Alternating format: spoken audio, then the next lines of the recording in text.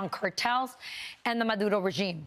They could reportedly reach the country's coast as soon as tomorrow. Here to discuss is Dissident Project speaker and an immigrant from Venezuela, Jorge Galicia, along with PragerU political commentator and Venezuelan political refugee, Franklin Camargo. So great to have you both on. I'm going to start with you, Jorge. What is the reaction of Venezuelans? I know you guys are in close contact with people who are living there right now. Over 70–80% of the country voted for the opposition party against Maduro. How are they feeling in this moment, knowing that these destroyers are coming so close to the Venezuelan coast? Well, first of all, Rachel, thank you for having me again.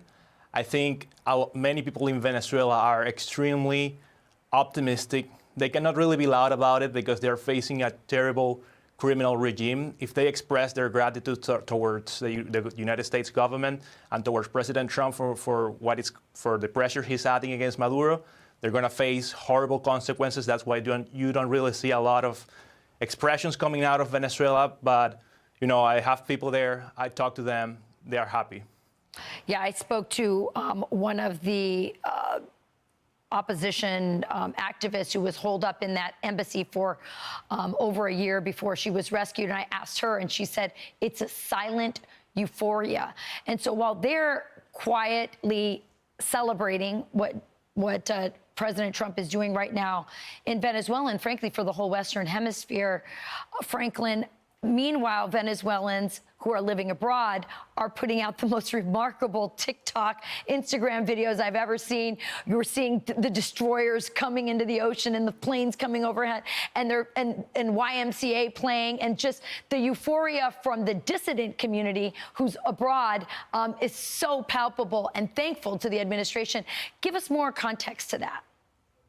Yes, the Venezuelan people recognizes that the Trump administration is probably one of the biggest allies that Venezuelan freedom fighters have had over the last 25 years. Is someone who has recognized that Maduro is not just a threat to South America, it's not just a threat to Venezuelans, but it's also a threat to the American people. And I think this is the most important thing to mention right now. When we talk about Nicolas Maduro, when we talk about the Venezuelan regime, we're not just talking about a government that we dislike or a dictatorship, a soft dictatorship. We're talking about a narco state, a government that produced over 25% of the entire cocaine that is produced in the entire world. It's also a regime that sent Tren de Aragua, the same criminal organization that killed, for example, Lakin Riley, or that killed Jocelyn Nungaray. So there is a need for the American people, for the well-being of the American people in the Western Hemisphere to have a regime change, to stop these cartels. Yeah. But Venezuelans recognize that Trump is an ally, that the U.S. government is probably the biggest hope that we currently have. Jorge, let's talk a little bit about who else is involved with Nicolas Maduro. It's not just the drug cartels, which is serious, and I appreciate Franklin laying that part out, but it's the Chinese, it's the Iranians. Let's talk about the Chinese, because they made a huge play and got away with a lot of stuff while America was looking in the other direction, towards the Middle East, towards Ukraine, and the Chinese were making their move in our hemisphere, in our backyard. Explain. Yeah, definitely China is all involved in Venezuela. I remember when I was there, I once went to a military outpost and I was embarrassed because I saw the Chinese flag waving in this military place where, you know, in a military place in Venezuela, you should only see Venezuelan flags, and that's about it. I saw a Chinese flag, I saw a Cuban flag, an Iranian flag.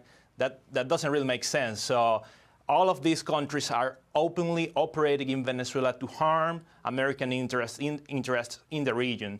And it's such a good news that President Trump is finally taking notice and acting accordingly to stop this.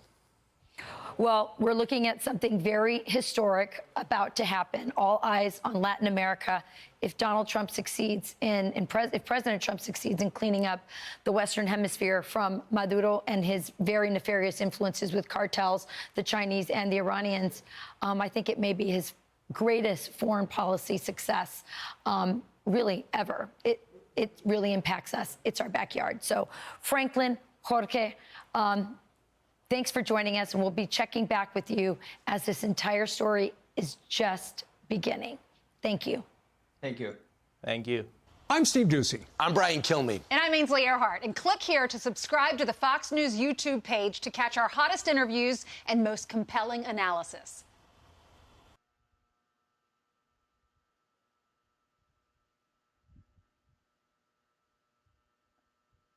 Rodrigo Duterte's defense lawyer renews his request to the International Criminal Court for the interim release of the detained ex-Philippine president. Nicholas Kaufman says Duterte's presence at his confirmation hearing next month may be waived. Kaufman also says Duterte may attend it via video conferencing. He rejects the prosecution's claim of a requirement for an ad hoc cooperation agreement. Duterte's lawyers previously asked the ICC pretrial chamber to suspend its ruling under petition for interim release until they've acquired all necessary information. Duterte was brought to the ICC in March to face trial for crimes against humanity. The Malacanang spokesperson and the Philippine Vice President continued their word war over the state of the country's education system. We have this report. Vice President Sara Duterte denying Malacanang's claim she had been a complete failure as Secretary of the Department of Education.